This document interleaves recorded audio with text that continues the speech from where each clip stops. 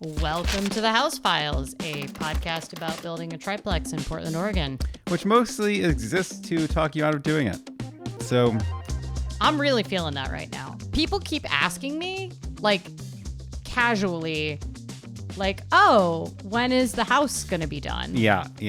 And I have developed a collection of different guttural noises I make. Okay. Like, It's not that bad yet. Save some of those for a little bit later. well, it's not. It's just that I have no idea. Yeah. So apparently you made a calendar. Yeah, we do have a little bit more of an idea now. There's at least theoretically a 3 to 8 month window. It's a little bit better than that.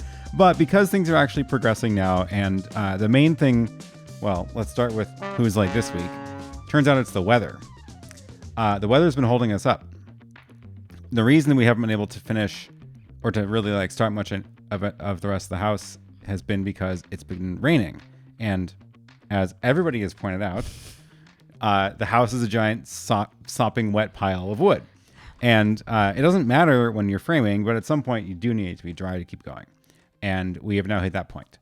So we've been waiting for the rain to stop to finish closing it up. So they've got some of the paper around the house now, and there's a couple of the back side and the other east side need this extra layer of insulation that they can't do until it's all dry.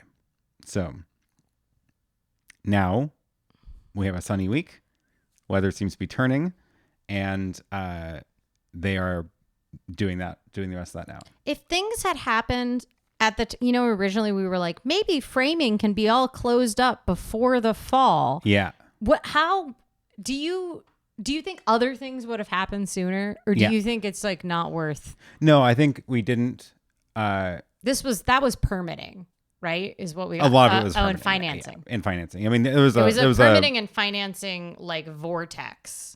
Yeah. Where one was influencing the other. Oh, then the whole issue with the bank telling us to hold off on demolishing the house until. Yeah, that's what I was thinking of. Yeah, it was a whole sequence of events that just caused a completely unnecessary 1 month delay. But then, we finally started framing in the fall. And if we had been able to get to the point we're at now, then we would have been able to be building inside all winter, which would have been nice. But, this is how it goes. Anyway. I'm ready to move. I'm not. I still have more stuff to get rid of. I do too, but I'm at the point where I don't feel like I don't have any deadline pressure because there's a... Well, let me give you a deadline pressure. So we have a calendar now of what's going to happen next, and not going to go through the whole thing right now because I don't have it in my head, but it basically ends up where most of the summer will be spent doing all the finish cabinets and flooring and all the stuff inside. We still haven't picked officially floors yet. I have not officially picked floors yet. And then should by November be done. Likely story. So that's who's late this week, but we are making progress on the outside of the house. And now what we need to do is decide where all of the outdoor hoses and faucets and plumbing goes, because that's going to get put in pretty soon. To give you a tour of where we're going to put all the hoses, let's go on a little trip outside and walk around the yard. Okay, this is the patio, the sunken patio to the first story unit. And somewhere right here, above the concrete, will be the faucet for outdoor. And so that's so you can water things out here or clean your muddy shoes, which is clearly going to be a problem. And now that I'm seeing the concrete there, I kind of forgot that was concrete. Maybe that's too high and it makes sense to do it right behind you instead, because then it can be at a normal lowish level. I don't think this is terribly high for a faucet. Okay. Yeah, I guess the other one over there is not low. Okay, that works. So that's mainly just for this patio to be able to water plants and wash stuff down there. But It's eventually going to get landscaped, so you won't be able to walk up like she just did. So the rest of the yard out here needs a different faucet. So we'll come around past the boarded up entrance to that unit. Eventually the little fire room is going to get built there for the sprinkler system. So my thought was then here on this wall. So Okay. basically right next to that window. Like And that way here. it's like How far out is the patio going to go for this unit? there's no patio. There's no patio. This is just landscaping. They have a patio though, right? That's when you were just in. Oh. Oh, the second story just has a balcony, not a Yeah. patio? I know what's happening. Okay. So yeah, my thought is here it'll be able to, you can connect a hose and it can reach the rest up there as well as around the front of the house to water the plants out here. But then one more, which is for the very back of the house. So back here, Somewhere along here-ish. here, yeah, somewhere there. And basically that's so that you don't have to drag a hose all the way around the way we just walked. So attach a hose here, and then you can water anything back here, which, And like run a soaker hose back here yeah, if we need to. yeah. Although I think we're going to have like bamboo on this side of the house, and then it won't need anything. Yeah, it may not actually need any careful watering. So that's these three, and then there's one more on the other side, which we have to go back all the way around.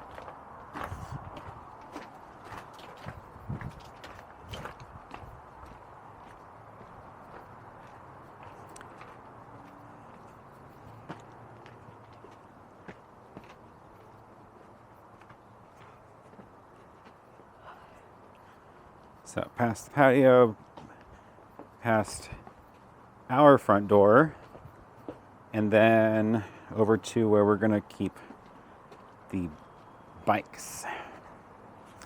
So eventually where I'm standing will be down at the street level, and that corner there'll be a little like shed thing built where that pit is. So this back corner is the last. I'm too scared to go down there. Yeah, don't go down there. But there'll be a hookup there, and that's so that as we are washing bikes down in this area or whatever, we have a way to get water there. And those are the 4 spots around the house for hose hookups. I'm just noticing how much our little roof comes out. That's for the dumbwaiter. So eventually, see that box in the center of it? Yeah. That's going to get built all the way straight down on and land on that platform. And that's going to get a little channel. How much is this dumbwaiter going to cost? A lot. Is this why people don't have dumbwaiters? Yes. So that is a very soon project, I think. Question: why did we not just install an elevator at the point that the dumbwaiter? Like how much? Like more? an actual elevator, Yeah. like people-sized elevator? Yeah. I think that's even more expensive and needs even more permits and operating costs. I thought it was like officially an elevator though. It is. But I don't think you need the same inspections annually that you do for a real elevator. So if you're my size and you could fit in this dumbwaiter, They do have one that supports up to 200 pounds, but we're getting the 100-pound one. okay. Well, So Dora can ride in it. I'm just over 100 pounds. What's the like What's weight the tolerance? range? No kids are allowed to ride in the dumbwaiter. I had a friend who said that they used to send the baby back and forth between Oh no. floors on a dumbwaiter. Oh no.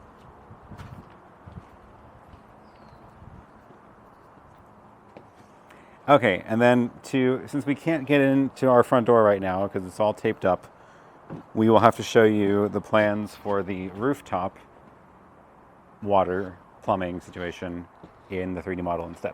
I feel like I'm probably breaking a lot of rules about worksite safety right now, just by like being here. Yeah, I'm bummed we can't get into our house. Yeah, me too. So the part that we can't show you outside is the roof. Unfortunately, we can't get into the house. We cannot get into the house right now because they bolted up the doors with screws that I don't have a screwdriver for. Which is like probably good. Probably good.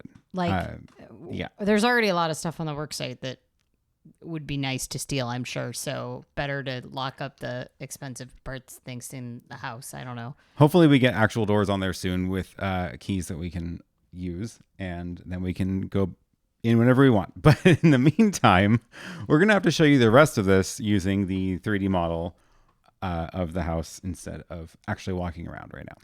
Okay, so the big thing with the faucets was that you went back and forth about, like, should we get these fancy antifreeze faucets? No, I didn't go back and forth on it. I just didn't even know they existed, and I started looking up at faucets, and I was like, oh, that's cool. Do they cost more money? No, they're just better now. Okay, faucets have just improved. Yeah. So the thing is that the water shuts off inside the house. That's what makes it. Yeah, it's like a long pipe, and when you turn the crank on the outside, it's actually closing a valve that's on the inside of the house. Oh, so it takes longer for the freeze part to get in there. Well, it also drains the water out when you close it, so that there is no water to freeze. Right. Okay. Because it's open air to the outside in that part. Okay. It's clever. So it shuts off the water on the inside, stops the water before it gets to the outside so that there is nothing to freeze. And it's not super important generally in Portland because freezing pipes is not usually a huge risk here. However, given the number of emails our property management has sent to us about pipes and freezing temperatures, given climate change and how often we've been having freezes, it seems like it's like a little bit of future proofing with climate change. Especially since it doesn't cost anything extra. Here's the thing. We never turn on our heat. We never even turn it on in the winter. We never turn on our heat. Yeah. We haven't turned on our heat in years. Yeah. We didn't have a single day, even when it was like below freezing for a whole week. Yeah. And so, which is just, that's what happens when you live in a new build with good insulation and you're living on an upper floor. Yeah. We also don't have any plumbing on the outside wall of our apartment. Maybe we also other live units above do. 2 restaurants. Yeah. So I do think that like the ambient heat from being above commercial kitchens is. Yeah. But so this is relevant to the placement of the faucets on the patios. So before we get to our roof, let's do the other 2 patios. So we just walked around the outside, but let's go up to the patio of the second floor unit, which is this little one. And placing a faucet here, my thought is to put it on this wall because that way it shares a wall with the inside of the house so that otherwise, if you put it on one of these little short walls, then it's not insulated at all. Yeah. So you don't want the pipe running there. So yeah, I think that's a good spot for it. It's, do we really need water out here? Maybe not, but probably not. When we had a patio in an apartment, we didn't have it, and I never went, oh man, if only we had a. Yeah, but it's also like it might be nice for something like if they want to put plants out there and not have to carry water bottles across the house. And it's this stuff is cheap to do now, and it's just might as well. Yep, it's a pain in the butt to do later, and it's cheap to do now. So there's one there, and then if we go up to our little balcony outside of our bedroom, same idea. I think that spot is the best spot for it again. So the wall that is again shared to the inside of the house will get a little spigot there, and then you can fill up a water bottle while you're having morning tea on your French balcony. I like that you are catering to my fantasies.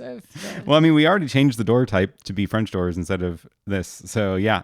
The French doors are going to look really good. I don't think we're going to regret the French doors. I think agree. they're an architectural feature. I agree.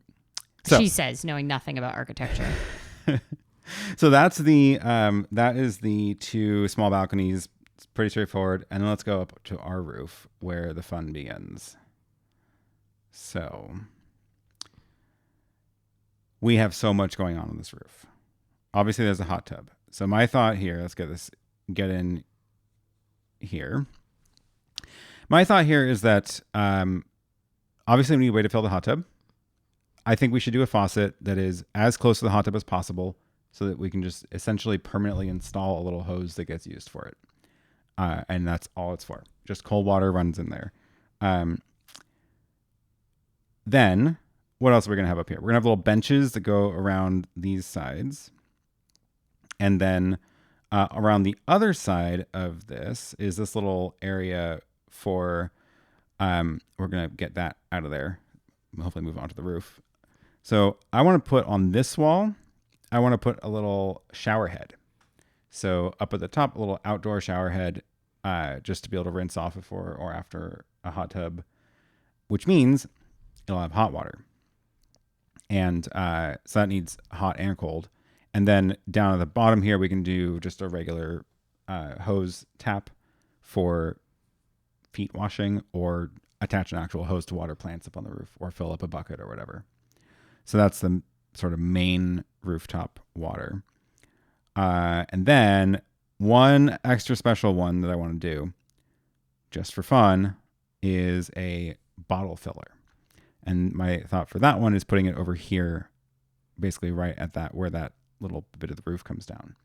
So kind of waist height bottle filler, to be able to drop a glass of water under there or a water bottle and have drinking water that you don't have to feel weird about running out of a hose faucet.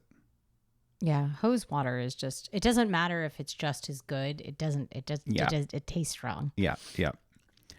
So those are the like taps, but there's one more water feature on the roof, which is a misting system. So I want to put up under the roof here, I want to put basically permanently install the little nozzles that spray a mist, and also heat lamps. So we'll have to figure out how to make those not conflict with each other. But they're very different seasons, at least. We're not going to have them on at the same time. But that'll be its own little valve. You're really aiming to make this as much of a 4-season roof as possible. Absolutely. Yeah. We really only have 2 seasons in Portland, so it's basically our outdoor living room at this point. Yeah. So, and then there will be plants up there. So theoretically, all this water will help us water said plants. Yep. So, I'm excited about the mister. Have you researched the misters at all? I mean, you can get like cheap ones for like $30 on Amazon, and they come as like a 20-foot long thing with all little nozzles. I haven't figured out if there's like a significantly better quality version of them that's worth getting for like $200 or something. Probably not. Yeah, I have no idea. Also, probably if there is like a better quality one, it's probably if you're like a restaurant that's going to have them like out and on like hours and hours and hours a day. Yeah. Which is like restaurants very commonly have misters here on their patios because we have so many like brew pubs with patios. Yeah. And during COVID, they like greatly expanded the street seating for restaurants. That was like the business incentive that they did for businesses. And some of those have kind of closed as some of the grants have expired for it. But there's like a lot more things where there are patios on the street, like in the parking strip. And because of that, you really do need misters when it's hot, because it turns out like anything where you're just sitting on blacktop, like on concrete with no shade, or even when you do have shade, if you don't have the misters and it's really hot outside, and we've been having so much more heat in the summer. Yeah, so I don't see that going anytime soon. So misters and heat lamps were barely needed in Portland. Yeah, like I would say 10 years ago. Yeah. But the climate has really, the extremes are increasing. Apparently, we're not even the same zone anymore for like planting things. Oh no. Because you have to plan to like below freezing to up to 114 degrees now. Right. And so we're changing zones. Cool. Okay. Yeah. Yeah. So yeah, that's the plumbing plan for the outdoor plumbing. I think we hit everything on the list. And one thing we did I forget to say when we were outside is the hose tap that's going to be next to the bicycles, which is down here in that corner that we didn't go down to that little pit, that's going to have hot water too. And that way we'll be able to wash bikes with warm water if we want to. It's one of those things, I don't know how important it is, but I also think it's one of those things where we might imagine a use case and then we find a different, totally good use case for it. And again, it's one of those things that, like, if you do it now, it's not that much extra to do it. So yeah, a lot of these things are projects that would be very annoying to do later, but are like $50 to $150 more to add right now, but would be thousands if we want to do it later. So I hope we haven't added too many of those altogether. Agreed. Yeah. All right. Well, what's the word of the week? Hose bib. Oh, hose bib. What is a hose bib? It's just the thing that the hose attaches to, I guess. Oh, like the little like the socket part. Let me go find a picture. Yeah. Okay, it's like it's just like metal part. The nozzle. Okay, it's a hose bib. I just don't know imagine it with like a little tiny bib, like it's like eating ribs at a. Yeah. And what did we know we didn't need to know? I didn't know that freeze-proof faucets were even a thing. So I think that's this week's is the freeze-proof faucets. Yeah, it's just so cool. I just like that, like, someone figured out a way to improve outdoor faucets, and that's just like how they come now. Yeah. I don't know. It's very makes me very happy. We also found out that you can get lots of different locking faucets too, because we were wondering about that because I don't know. I don't want someone to wander onto our lawn and turn a faucet on and then drive our electricity bill wild or something like that. Yeah. So yeah, there's like 16 different ways you can lock up faucets. Everything from getting a faucet with an actual keyhole in it, which seems weird, to like basically put it in a box that has a lock. But there's also like things that clamp onto the thing that turns to prevent it from turning. So that's a later problem. Yep. All right. Well, there we go. There we go. That is the update for the week. And we will see you again next time. And until next time, don't build a triplex.